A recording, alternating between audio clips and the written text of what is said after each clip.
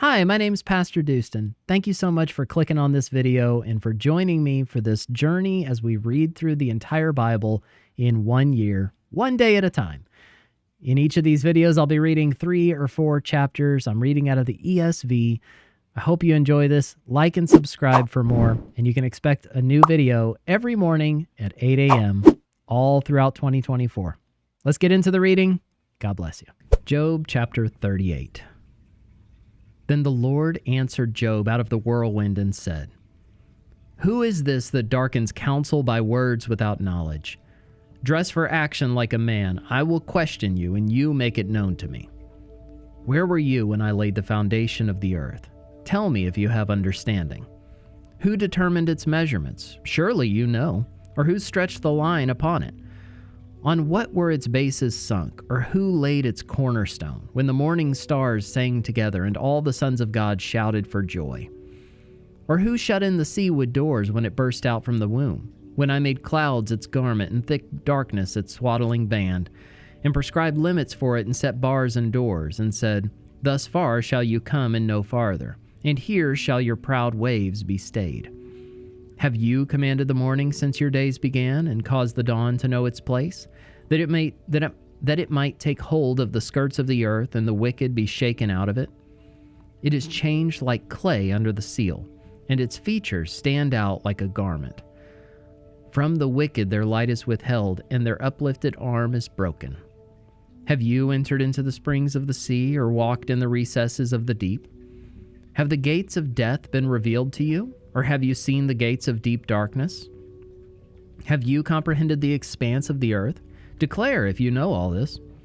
Where is the way to the dwelling of light, and where is the place of darkness, that you may take to its territory, and that you may discern the paths to its home? You know, for you were born then, and the number of your days is great. Have you entered the storehouses of the snow? Or have you seen the storehouses of the hail, which I have reserved for the time of trouble, for the day of battle and war? What is the way to the place where the light is distributed, or where the east wind is scattered upon the earth?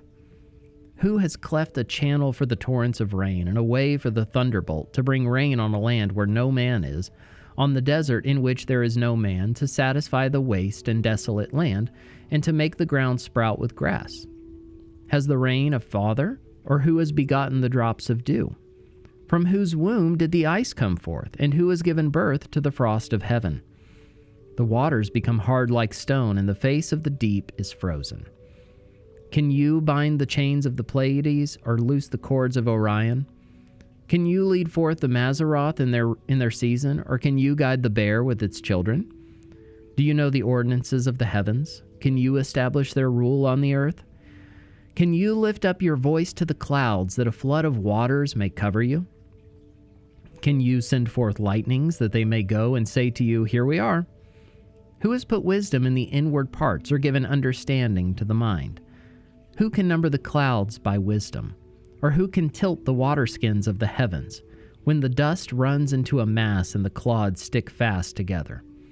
Can you hunt the prey for a lion, or satisfy the appetite of the young lions, when they crouch in their dens, or lie in wait in their thicket?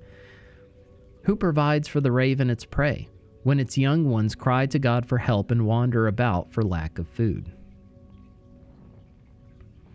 Job chapter 39. Do you know when the mountain goats give birth? Do you observe the calving of the does? Can you number the months that they fulfill, and do you know the time when they give birth, when they crouch, bring forth their offspring, and are delivered of their young?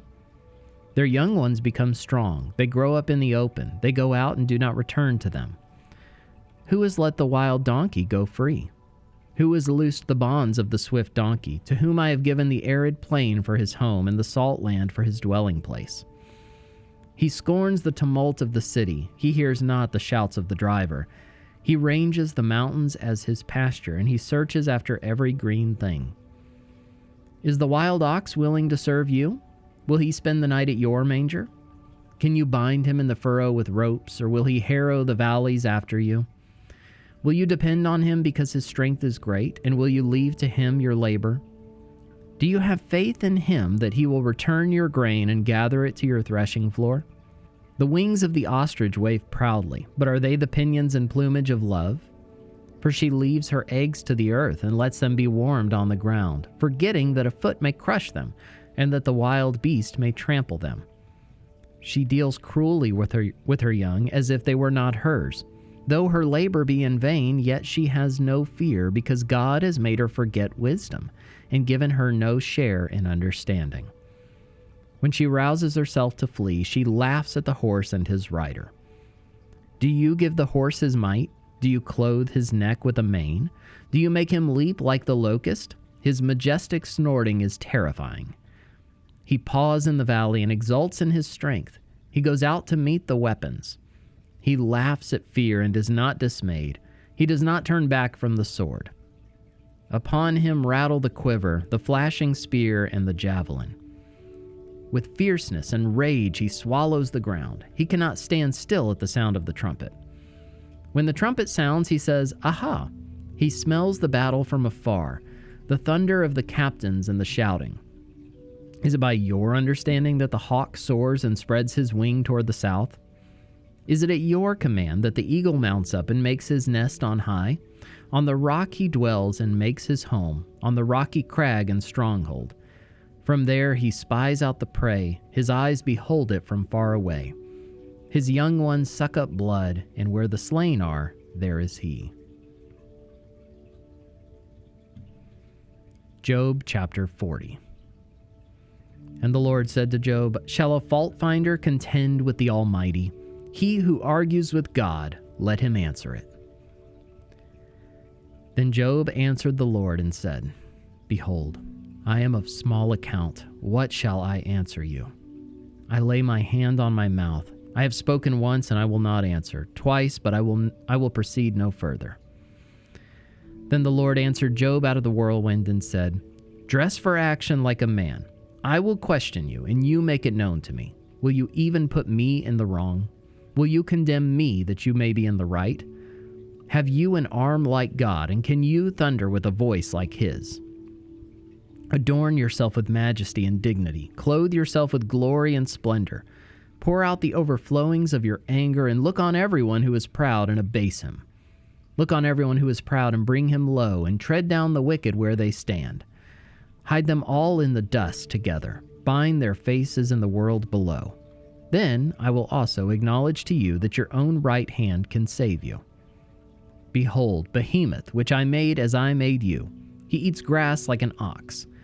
Behold, his strength is in his loins, and his power in the muscles of his belly. He makes his tail stiff like a cedar. The sinews of his thighs are knit together. His bones are tubes of bronze, his limbs like bars of iron. He is the first of the works of God. Let him who made him bring near his sword. For the mountains yield food for him, where all the wild beasts play. Under the lotus plants he lies, in the shelter of the reeds and in the marsh. For his shade the lotus trees cover him, the willows of the brook surround him. Behold, if the river is turbulent, he is not frightened. He is confident though Jordan rushes against his mouth. Can one take him by the eyes or pierce his nose with a snare? Job chapter 41. Can you draw out Leviathan with a fishhook or press down his tongue with a cord? Can you put a rope in his nose or pierce his jaw with a hook? Will he make many pleas to you? Will he speak to you soft words? Will he make a covenant with you to take him for your servant forever? Will you play with him as with a bird, or will you put him on a leash for your girls? Will traders bargain over him? Will they divide him up among the merchants? Can you fill his skin with harpoons, or his head with fishing spears? Lay your hands on him. Remember the battle. You will not do it again. Behold, the hope of a man is false. He is laid low even at the sight of him. No one is so fierce that he dares to stir him up. Who then is he who can stand before me? Who has first given to me that I should repay him? Whatever is under the whole heaven is mine. I will not keep silence concerning his limbs, or his mighty strength, or his goodly frame. Who can strip off his outer garment? Who would come near him with a bridle? Who can open the doors of his face? Around his teeth is terror.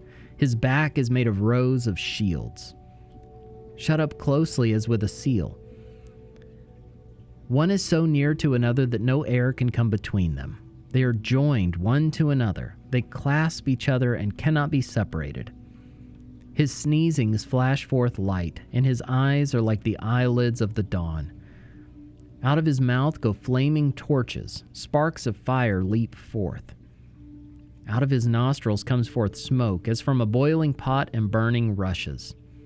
His breath kindles coals, and a flame comes forth from his mouth. In his neck abides strength, and terror dances before him. The folds of his flesh stick together, firmly cast on him and immovable. His heart is hard as a stone, hard as the lower millstone. When he raises himself up, the mighty are afraid. At the crashing, they are beside themselves. Though the sword reaches him, it does not avail, nor the spear, the dart, or the javelin. He counts iron as straw, and bronze as rotten wood. The arrow cannot make him flee. For him, sling stones are turned to stubble. Clubs are counted as stubble. He laughs at the rattle of javelins. His underparts are like sharp potsherds. He spreads himself like a threshing sledge on the mire. He makes the deep boil like a pot. He makes the sea like a pot of ointment. Behind him he leaves a shining wake. One would think the deep to be white-haired. On earth there is not his like, a creature without fear. He sees everything that is high. He is king over all the sons of pride.